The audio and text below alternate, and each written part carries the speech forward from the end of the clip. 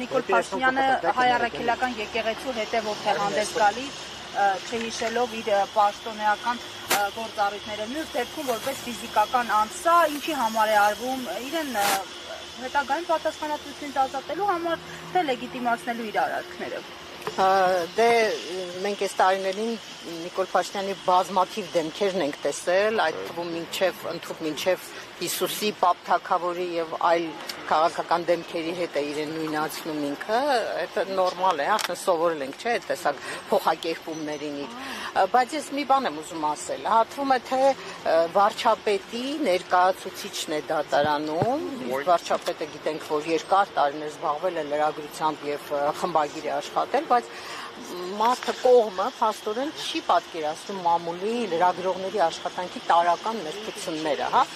Հոդվածը, ցանկացած հոդված, դա իրավաբանական տեքստ չի, որ դու դնես սպեկտրալ անալիզ անես եւ ամեն բառը բերես համապատասխանեցնես օրենքին, ամեն բառի հետ կապված առանձին հարց տաս։ Հոդվածի հեղինակները սարկազմ են անում, հումոր են անում, տարբեր զուգահեռներ են անցկացնում, կարող է պամֆլետ լինել, կարող է ծաղր լինել։ Հիմա դուք պատկերացնում եք, ասենք, չորրորդ իշխանությունը ունի շարք, չէ՞, այդպես երազների շարք։ Հիմա նույն հաջողությամբ կարող է վաղ Նիկոլ Փաշինյան դիմի, ասի Նիկոլ Փաշինյանի երազը, որ նկարագրում է, այդ երազի մեջ գրած բաները չեն համապատասխանում իրականությանը, կամ թերթեր ունենք, կայքեր ունենք, օրինակ իրավունք թերթը ունի բամբասանքի խորագիր, չէ՞, բամբասանքի տակ ներկայացնում են բան։ Ի վերջո, լրատվամիջոցը նրա համար չի, որ միայն զուտ փաստական տեղեկություններ հրապարակի, ինքը կարող է վերլուծություններ անել, հումոր անել, կարող է հարցադրումներ անել, ռետորական հարցադրումներ անել, կարող է զուգահեռներ անցկացնել, կարող է իր ոճի մեջ իրեն պատասխանել։ Մինչև 2018-ը Փաշինյանը կարողացել է այդ ոճով ստեղծագործել ազատորեն։ Ստացվում է մինչև 2018-ը մենք ավելի ժողովրդավար երկրում էինք ապրում, քան հիմա, որ նշում է, որ ժողովրդավարության ու թափանցիկության բաստիոն են։ Այո, եւ ես ասեցի մի քիչ առաջ, չէ, որ ինքը տարիներ շարունակ ազգային ժողովի ամենաբարձր անդորից հնչեցնում էր օդում կախված լուրերի համաձայն եւ բազմաթիվ տեղեկություններ, պնդումներ էր անում, այսինքն այդ իր ցանկացած ելույթից հետո իրեն կարող էին դիմել դատարան, նույն, չգիտեմ, Սամվել Ալեքսանյանի, Հովիկ Աբրամյանի, ում դեմ ասեց։ Չեն ֆայմել իշխանությունը։ Չեն ֆայմել։ Հիմա օրինակ կաթողիկոս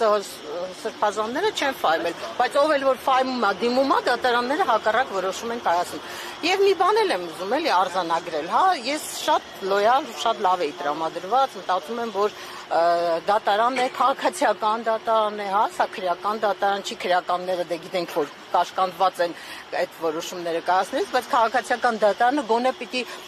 տարբերվի, մի քիչ ավելի անկախ լինի, չէ՞, բայց տեսեք, ասենք նախորդ նիստն արել է առանց մեր մասնակցությամբ դատարանը չի հաշվի չի առել, որ դիմացը լրատվամիջոց է, լրատվամիջոցի ներկայացուցիչը ներկա չի դատական նիստին, ինչու՞ ես դու նիստ անում եւ հապճեպ այդ ապացույցների բեռի բաշխում ես անում։ Երկրորդը գալիս է վարչապետի ներկայացուցիչը, որը թվում է թե ամբողջ օրը լայվ է մտնում, ելույթներ է ունենում, չէ, ամեն տեղ ասում է եկեք ինձ հարցեր տվեք, ես պատրաստ եմ պատասխանել, եկեք իմ հետ բանավիճեք եւ այլն, եւ իր ներկայացուցիչը թույլ չի տալիս, որ այս լրատվամիջոցները լուսաբանեն ուղիղ դատական նիստը։ Ու դատարանն էլ բավարարում է անմիջապես իր պահանջը։ Ինչու՞ ես բավարարում։ Բա մի հատ չես հարցնում, ասես պատճառը ո՞րն է, կողմ, երիտասարդ, քեզ համար շատ լավ հարթակ է, ելույթ ունենալու, խելացի մտքեր արտահայտելու,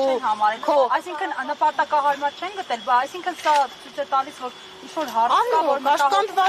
կաշկանդված են, ամաչում են, չեն ուզում լուսաբանվի, ես դրա համար եմ ասում, հիմա լրատվամիջոցները պիտի մեծ ուշադրություն դարձնեն այս դատական գործին, որովհետև այստեղ նաև երևում է, թե մենք ինչքան ժողովրդավար ենք, ինչքան անկախ ենք եւ դատարանը որքանով է կարողանում օրենքի տառը պահել։ Ամփոփելով խոսքի ազատության եւ նմանատիպ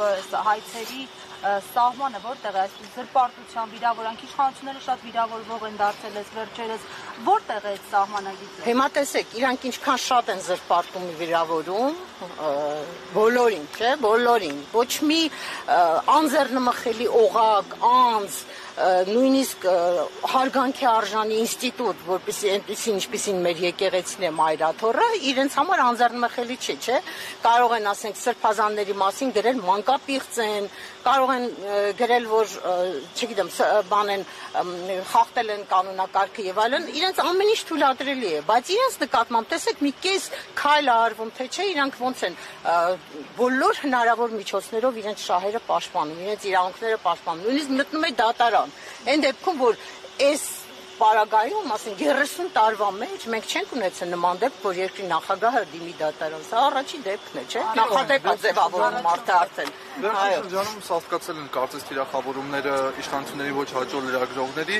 Այսօր հրապարակն է դատարանում 2-3 օր առաջ ժուրնալիստների միության նախագահին էին թիրախավորել։ Ինչ եք կարծում այս կոնտեքստում արդյոք ճնշումները ուժեղ չեն լինի դատարանի վրա։